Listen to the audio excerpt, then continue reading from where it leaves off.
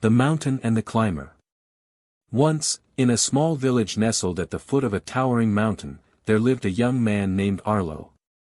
He had always admired the mountain from a distance, its snow-capped peaks shimmering in the sunlight. But there was one thing Arlo had always been told: no one can climb it. It's too dangerous. No one has ever made it to the top. As he grew older, Arlo couldn't ignore the pull of that mountain any longer. He felt a deep, almost overwhelming desire to stand on its summit and see the world from above. His friends, family, and even the elders all told him to be cautious.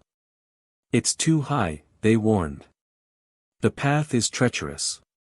You'll never make it. But Arlo was undeterred.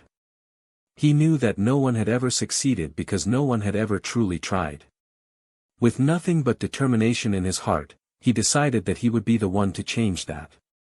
He began his journey early one morning, with nothing but a small pack and a walking stick.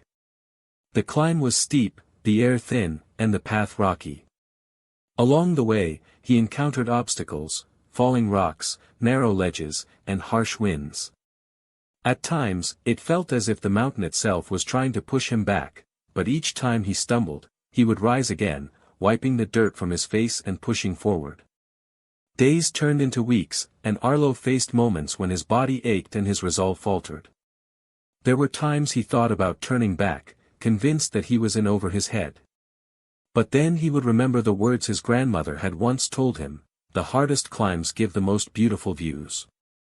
One evening, after what seemed like an eternity of climbing, Arlo reached a narrow ridge where he paused to catch his breath. As he looked out over the vast landscape, something shifted inside him.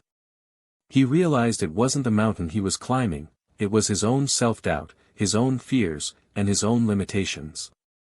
And with every step, he was learning to overcome them. Finally, after what felt like the culmination of every ounce of his strength and willpower, Arlo reached the summit. The world spread out before him in all its glory, a breathtaking sight that took his breath away. He stood there for a long time, feeling the wind on his face and the weight of his achievement settle in his bones. Arlo had not just conquered a mountain, he had conquered his own doubts, fears, and limitations. He realized that the true victory was not the top, but the journey itself, the perseverance, and the courage to keep moving forward, no matter how hard the path seemed. He returned to the village, not with pride, but with a quiet confidence. He had achieved what many thought was impossible. And he knew that, in the end, it wasn't about the mountain, it was about believing in yourself, even when others didn't. From that day on, Arlo was no longer just the boy who looked at the mountain. He was the man who had climbed it.